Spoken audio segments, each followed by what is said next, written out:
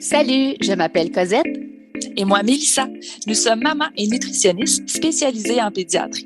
Bienvenue sur l'alimentation des enfants dans le plaisir et la bienveillance, un podcast créé pour vous, les parents bienveillants, qui ont à cœur l'alimentation des enfants et de la famille.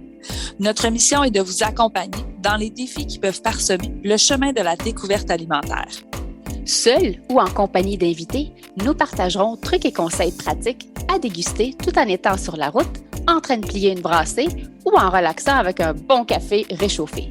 Avec nous, vous comprendrez le pourquoi du comment pour vous donner ou redonner confiance en vos approches parfaitement imparfaites pour permettre à vos enfants de devenir des mangeurs heureux, compétents, curieux, intuitifs et bien dans leur corps, une bouchée à la fois, dans le plaisir et la bienveillance.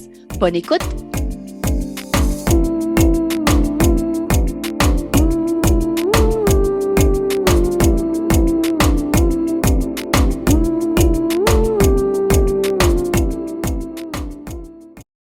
Salut le parent bienveillant et bienvenue au podcast L'alimentation des enfants dans le plaisir et la bienveillance. Vous avez l'option de nous entendre sur votre plateforme d'écoute préférée et même de nous voir sur la chaîne YouTube des nutritionnistes en pédiatrie. Salut Cosette! Allô Mélissa, comment vas-tu? Ça va bien? Oui, écoute, là, on est rendu au deuxième épisode de la série de 4 pour accompagner les familles dans l'alimentation durant la saison estivale. Et là, on ne pouvait pas faire cette série-là sans parler des repas au resto. On s'entend, on vient de sortir, en fait, d'une pandémie, si je peux me permettre de le dire, je ne le dirai pas trop fort. On vient de sortir d'une pandémie, ça fait 2 ans plusieurs se retiennent. On n'a pas fréquenté vraiment de façon régulière les restos, puis l'été, les terrasses, tout ça. Fait que, en tout cas, si je parle moins pour nous, on n'en a pas profité l'année passée, puis encore moins l'année d'avant. Puis il y a eu beaucoup d'enfants qui sont nés quand même durant la pandémie qui, ils n'ont pas eu l'occasion de voir c'est quoi un repas au resto. Même les parents expérimentaient aller au restaurant avec leur enfant.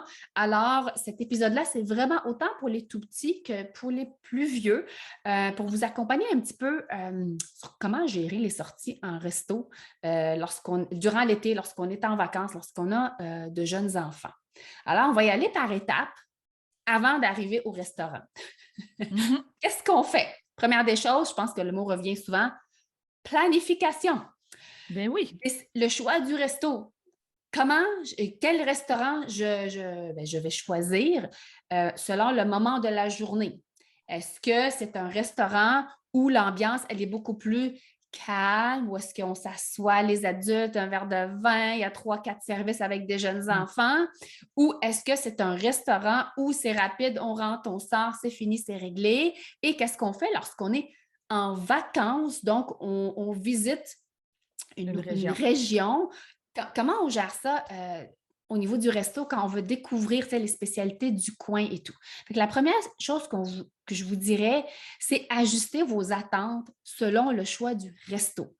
Quand c'est un resto, il faut s'asseoir, c'est beaucoup plus long de se faire servir, c'est beaucoup plus long de manger, déguster. Vous le savez à l'avance selon ce qui est écrit sur le site, selon le menu, que c'est peut-être pas nécessairement kid-friendly, si je peux le permettre de le dire comme ça, peut-être plus un peu plus vieux, mais vous avez le goût de le découvrir, bien pourquoi pas? C'est tout simplement d'ajuster nos attentes auprès de nos enfants, de un, sur leur patience, de deux, ça se peut qu'on ait besoin de les faire manger avant d'y aller. Donc, donner une collation avant de se rendre parce qu'on sait que la patience a des limites chez les petits cocos. Là. En plus de leur demander de rester assis longtemps, ben, le plaisir ne sera pas là pour tout le monde. Donc, on ajuste nos attentes.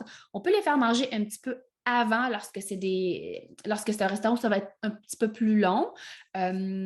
Donc, puis considérer le repas un bonus. Donc, s'il a le goût de découvrir ce qu'on a choisi à l'heure du repas, c'est un plus. Mais sinon, je vais aussi prévoir des collations pour mon coco pendant que moi, je vais manger. Donc, les restaurants, habituellement, sont très ouverts lorsqu'on a des enfants d'apporter des choses. Je ne suis pas en train de vous dire ramener la boîte à lunch au complet. Ouais, non, c'est mais ça se vous peut êtes des pas fois obligé d'emmener le souper. Mais des fois, c'est que vous avez besoin de le faire, surtout quand on a des enfants avec de multiples allergies alimentaires, on avise le restaurant, puis quand ils ne peuvent pas répondre aux besoins des familles, donc un repas qui est sécuritaire côté allergie, puis des fois, ils vont vous dire, écoutez, on est à l'aise, amenez votre repas si vous sentirez un peu plus confortable, mais que vous avez le goût en tant que parent, vous n'avez pas d'allergie alimentaire, vous avez le goût de découvrir, vous pouvez le faire, mais sachez qu'on peut le faire habituellement dans les restaurants. Il suffit simplement de les appeler, de les aviser, de discuter si c'est un non défini, de discuter, voir l'ouverture pour ça. En règle générale, quand c'est long, faites-les manger avant. Amenez des collations avec vous, des choses que les enfants apprécient. Puis, laissez-vous un petit peu la chance d'être surpris. Des fois, ils ont le goût de goûter à quelque chose qui est dans votre assiette. Pas seulement parce qu'ils ont faim, mais parce que c'est nouveau, ils ne l'ont pas vu. Ils aimeraient ça goûter à ça. Fait allez-y. Et dans la planification, quand c'est très long, OK, qu'on soit en vacances ou que ce soit juste on est chez nous, puis là, ça ne me tente pas le souper, on va aller au restaurant. Planifier des choses à faire dans les temps morts ou dans les temps d'attente.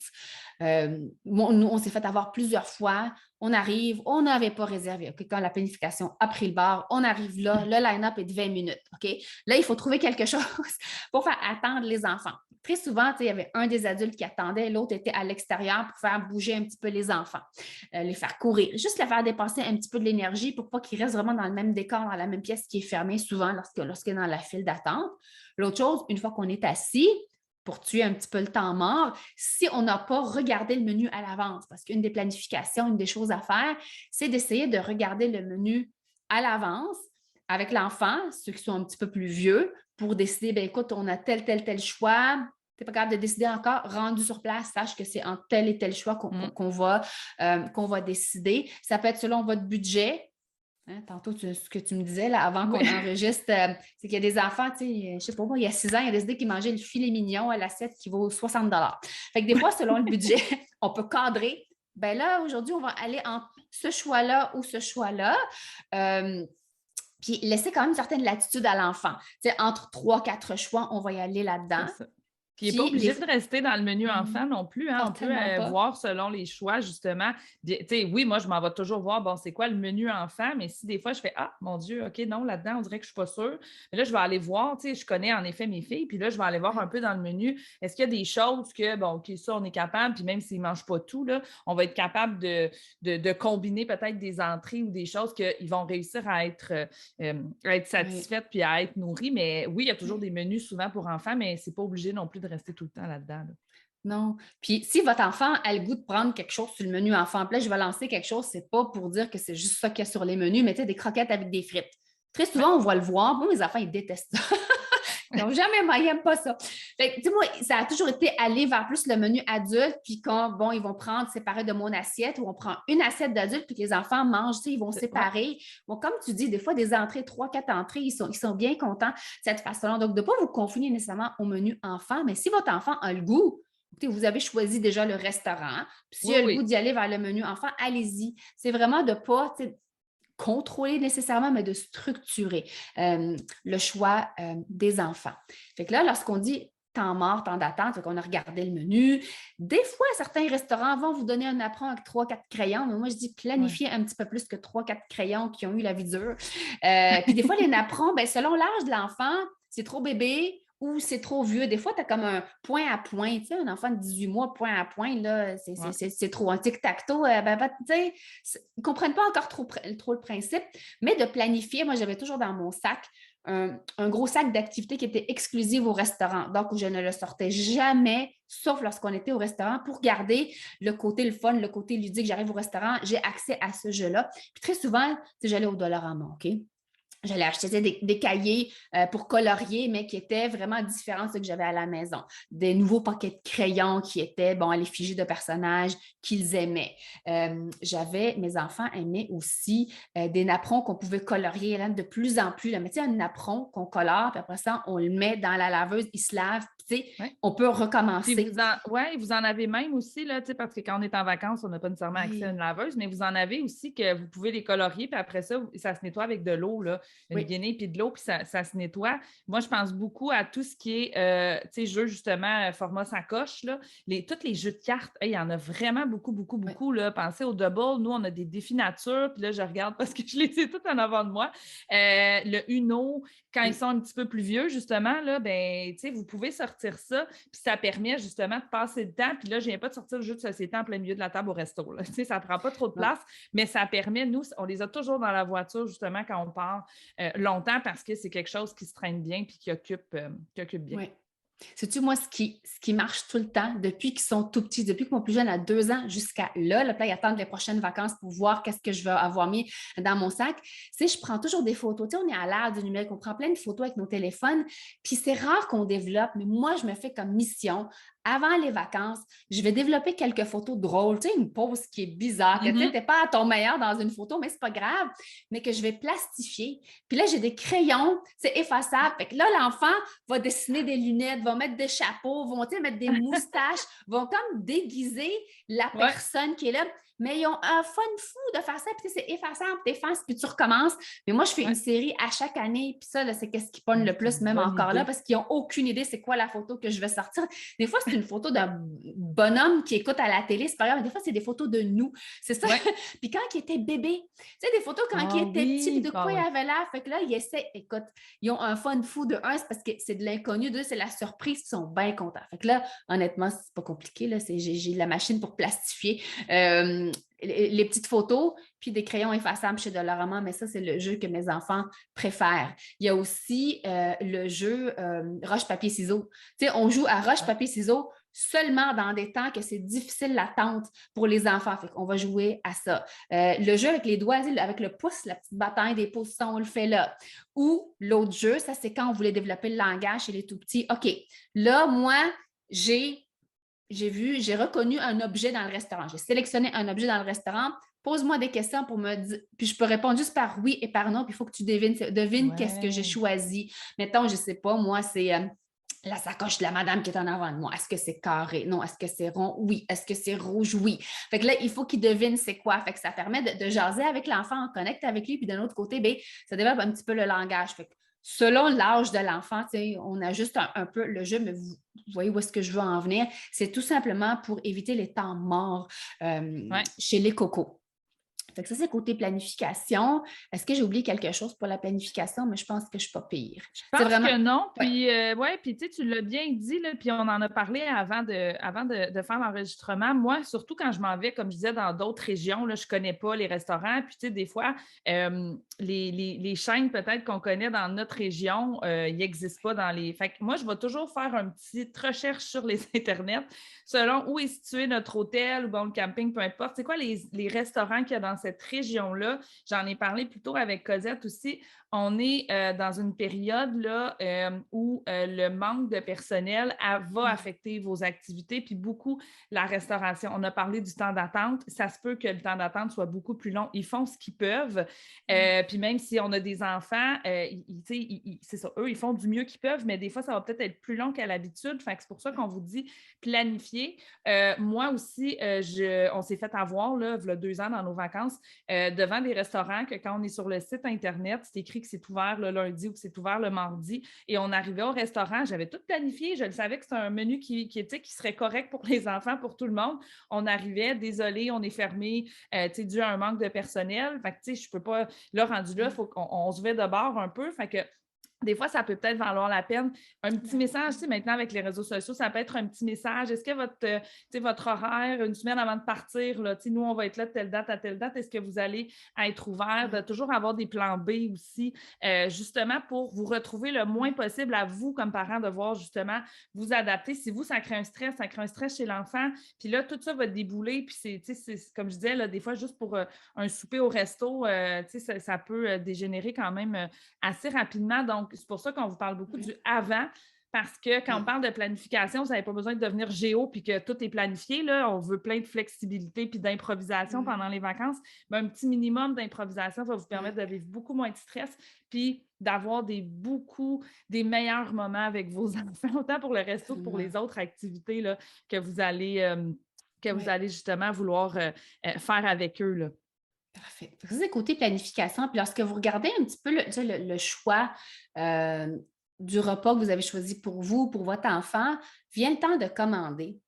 Tu sais, les serveurs, là, j'ai été serveuse. Moi, c'était mon travail durant mes années à l'université. J'étais serveuse dans un restaurant. Fait que oui, on en a servi des familles. Puis il y a des petites choses que les serveurs savent, que les familles ne savent pas nécessairement. C'est lorsque vous commandez pour les enfants, surtout lorsque vous êtes dans le menu enfant, très souvent, ces plats-là sont déjà prêts, mais sur une plaque de réchaud. Donc, c'est très, très chaud. Puis c'est déjà prêt.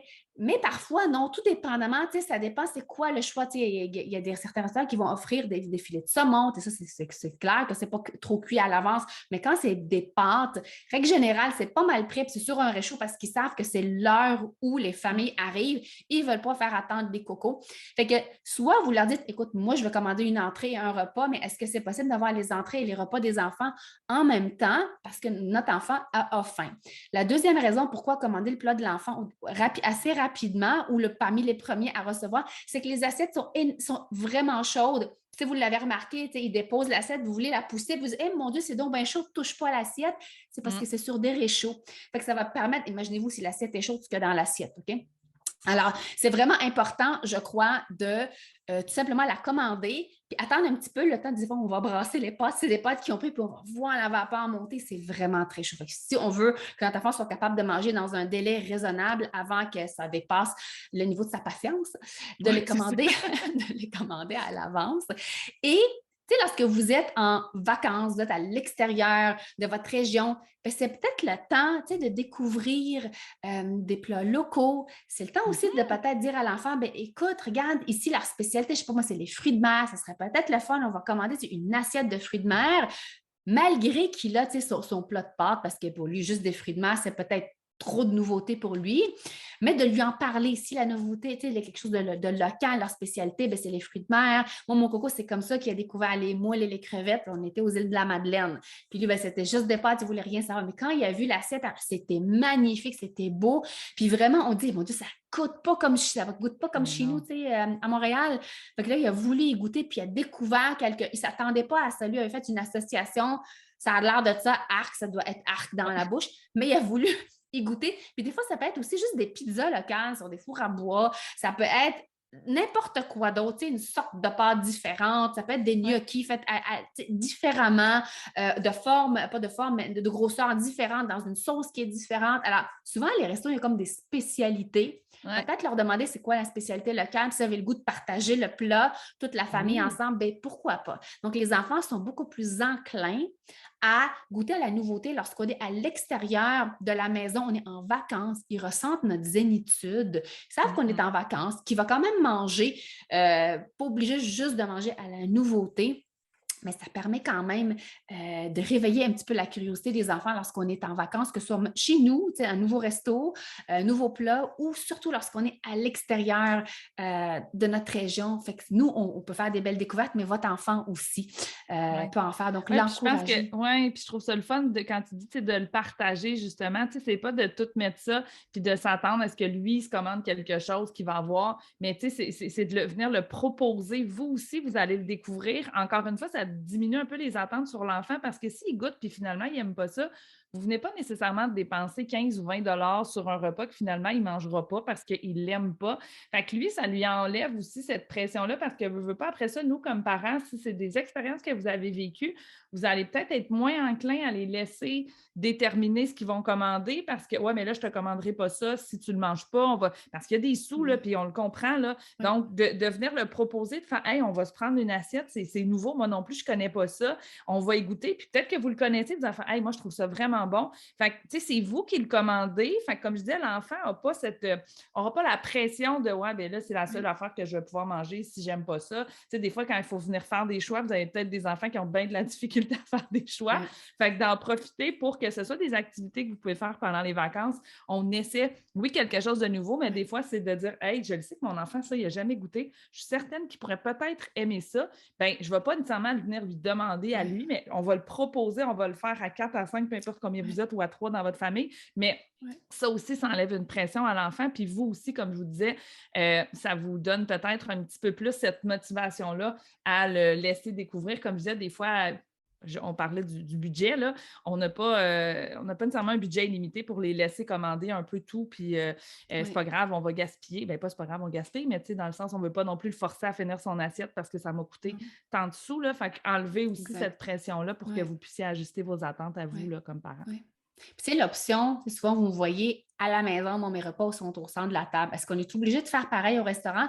Non, mais parfois, ça vaut la peine dans le sens que nous, on est 4, puis quand j'ai le goût de manger ça, et moi aussi, j'ai le goût de goûter à ça aussi. Fait que ce qu'on fait, on commande, mettons, 3 plats au lieu de 4, puis on partage. Tout le monde va piger un petit peu. Il y a toujours une sélection pâtes parce que c'est comme l'aliment sécuritaire de mon plus jeune. Fait que pâtes, mais tu sais, là, on commence à regarder pâtes avec des crevettes, pas juste sur sa viande, il y a des crevettes à l'intérieur.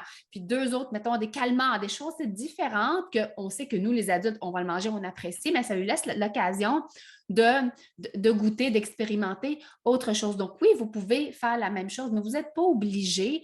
Donc, chacun peut avoir son assiette si vous préférez, avec l'option, est-ce que je peux goûter de ton assiette telle ou telle chose? Pourquoi pas? Est-ce qu'on commande le dessert en même temps que le repas? Ça vous regarde. Honnêtement, avec les menus enfants, très souvent, moi, ce que je vois, c'est soit ils ont droit à Mr. Freeze très souvent ou un petit morceau de la crème glacée ou un petit morceau de gâteau. Fait que si c'est de la crème glacée, moi, je l'explique logiquement, là, ta crème glacée va fondre. Fait qu'on va l'apprécier plus à la fin, mais tu peux te garder de la place. Tu n'es pas obligé de finir le repas tu vas l'avoir. Garde-toi de la place, c'est correct. Mais si vous voulez vraiment tout mettre comme vous faites à la maison, ben oui, vous pouvez commander, je ne sais pas, moi, un morceau de gâteau au fromage, 3-4 assiettes, on partage, on mange tout ce qui est là. Ça se peut qu'ils vous regardent un peu bizarrement ou différemment au restaurant parce qu'ils ne sont pas habitués. Moi, les premières fois de l'avoir fait, c'est là, vous êtes sûre, madame? Oui, inquiète-toi pas, je gère ça parfaitement, ils ne vont pas juste manger le dessert. Puis même s'ils sautent sur le dessert en premier, ce n'est pas grave, ils vont piger ailleurs. Ils ont eu assez d'expérience, ils comprennent comment ça marche. Mais si vous préférez le garder à la fin, encore une fois, c'est une question de budget. T'sais. Puis est-ce qu'on a l'option de partir avec ce que j'appelle un doggy bag? Est-ce qu'on est capable? Est-ce que c'est des choses que je suis capable de ramener à la maison, de les garder au frigo puis de les réchauffer? Je ne parle pas d'un steak, là, on s'entend que ça, je ne ramène pas ça à la maison habituellement, mais quand c'est des pâtes, quand c'est des choses qui se ramènent bien, ben pourquoi pas? Vous pouvez les ramener à la maison, ce qui n'est pas manger le dessert. Moi, très souvent, s'il n'est pas terminé, on s'entend au restaurant, les portions sont immenses quand c'est des gâteaux. Fait que oui, on va l'amener dans un petit plat à apporter, puis on le ramène à la maison. Puis des fois, c'est planifié aussi. Justement, on le sait, ce gâteau-là, à ce restaurant-là, il est tellement bon, tu sais. Fait qu'on le sait, regarde, je vais le commander, mais de toute façon, si jamais on ne l'a pas mangé, fait que des fois, pendant le repas, moi, je me souviens, un restaurant bien connu, quand tu parles de gâteau au fromage aux États-Unis, là, où, tu sais, je veux dire, on allait manger, puis on repart avec notre morceau. On ne le mangeait pas, là, on le mangeait plus tard ou on le mangeait le lendemain, mais c'était un incontournable, je ne pouvais pas aller là. Puis tu l'as dit, là, si on est en vacances, on est en déplacement, bien, je ne peux pas nécessairement repartir avec la nourriture après. Je n'aurai pas d'endroit pour le garder toujours de façon sécuritaire où je ne pourrais juste pas le faire réchauffer non plus. Des fois, c'est possible, des fois, ce n'est pas, mais en effet, dans cette planification-là, mais le gâteau, lui, habituellement, il se ramène très, très bien, lui. Il se ramène très, très bien, oui.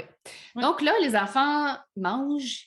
Ils ont fini de manger, règle générale, 5-10 minutes. Hein? Moi, même plus vieux. Ah ouais, ça va vite, si on fait. Ça va vite. Puis, ils sont assis, puis ça gigote. Tu sais, la position assise à table au restaurant, ça, c'est quelque chose que les parents, tu sais, nous ramènent souvent.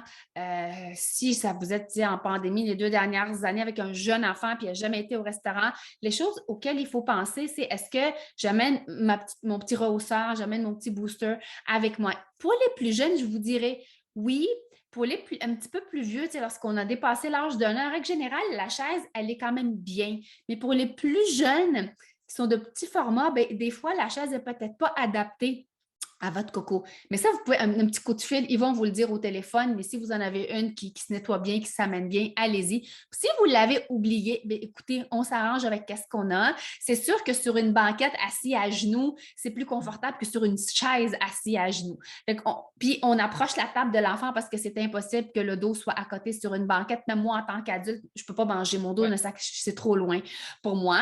Alors, on fait juste dire, bon, ben, quand tu as quelque chose dans la bouche, on ne gigote pas, puis entre les bouchées, ben, tu peux gigoter un petit peu plus parce qu'assis à genoux, ce n'est pas très confortable pour les cocos. Ben, des fois, si jamais on a des manteaux ou des cotons ouatés, moi, je les pliais en dessous de les faufounes, puis s'assoyait dessus pour le remonter un petit peu. En tout cas, on s'arrangeait comme on pouvait, mais sachez qu'on peut demander les chaises. S'il y en a, sinon on apporte les nôtres. Puis, À un moment donné, ça va gigoter. OK? On a parlé de jeux, là, de sacs qu'on va planifier. Moi, j'ai amené les tablettes. C'était comme mon dernier recours quand je vois que c'est trop long, puis qu'on n'a pas terminé de manger, puis là, ils commencent à gigoter. Ça leur tente plus, ces jouets-là. Ils veulent gigoter, puis là, quand ils commencent à se promener en dessous de la table, à droite, à gauche, là, ça commence à déranger peut-être un petit peu l'entourage. C'est là où je sors les tablettes. Parce que, ben oui, il ne faut pas non plus les diaboliser, mais ça nous permet un petit peu de... On est en vacances, ça nous permet aussi de, nous, en tant qu'adultes, de profiter du moment de repas. Mais je ne le sors pas nécessairement au début, mais je le garde, c'est comme mon dernier... dernier truc à la fin du repas, c'est comme ça. Ou les téléphones, bref, ça peut être juste nos téléphones, pas de tablette. Mais le côté électronique, la petite émission ou le jeu, justement. Mais encore une fois, c'est des diversions. On l'a dit, on ne veut pas les diaboliser. Puis bon, si des fois vous êtes partis, vous avez oublié vos jeux, puis bon, c'est la tablette avant le repas. On va essayer de préserver une ambiance agréable. C'est juste qu'avant le repas, on va peut-être justement essayer d'en profiter là, pour connecter un peu. Puis c'est là qu'avec les jeux en famille, on est tous en train d'attendre de toute façon. Fait qu'on veut tous essayer de s'occuper. Après le repas, comme on disait, ça se peut que nous, on n'a pas fini notre assiette. On a envie de déguster, on a envie d'en profiter. Bien là, j'occupe les enfants avec leurs choses. Puis bien, on ne se le cachera pas, là, quand ils sont là-dessus habituellement, ils deviennent assez tranquilles. Ça gigote beaucoup moins. Fait que ça vous permet, vous, de pouvoir aussi profiter de votre petit moment au restaurant là, sans être pressé de partir puis de caler la coupe de vin ou le drink vite avant de partir parce que les enfants sont plus tenables. Oui. La seule chose, c'est que moi, honnêtement, je ferme les écrans. Si on les a donnés avant leur repas, il n'y en a pas durant le repas. Donc, durant le repas, il y a zéro écran. Non, sinon, ils sont capables juste de concentrer pour une question de sécurité, pour une question que c'est le moment pour connecter, on est en famille. Il n'y a pas d'écran. C'est vraiment à la fin. Après, si on est mal pris, un petit peu avant, un petit peu après. C'est correct. C'est ça la vraie vie. Oui, exactement. Alors, j'espère que ça vous guide un petit peu pour le avant, le durant, le après. Pour les sorties au resto, parce que là, on revient à la vraie vie, puis on se croise les doigts, que ça va continuer comme ça. Alors voilà, j'espère que vous avez aimé cet épisode. Et si c'est le cas, abonnez-vous à notre balado. Si le cœur vous en dit, vous pouvez nous laisser une note ou un commentaire écrit, car c'est comme ça qu'on peut faire connaître ce podcast à d'autres parents, futurs parents qui gravitent autour de la parentalité en général. Vous pouvez aussi nous écrire en tout temps si vous avez des questions ou des inquiétudes en lien avec l'alimentation de vos enfants. Ce podcast, on l'a créé pour vous et on souhaite du plus profond de notre cœur de maman et de nutritionniste qu'il puisse répondre à vos besoins là, maintenant. En plus, tous les épisodes sont également disponibles sur nos chaînes YouTube, donc si vous préférez nous voir parler ou simplement lire les sous-titres, sachez que c'est possible. Merci tellement d'être là. On a déjà hâte au prochain épisode pour continuer de connecter avec vous et de jaser alimentation des enfants dans le plaisir et la bienveillance. Bye Mélissa! Bye Cosette!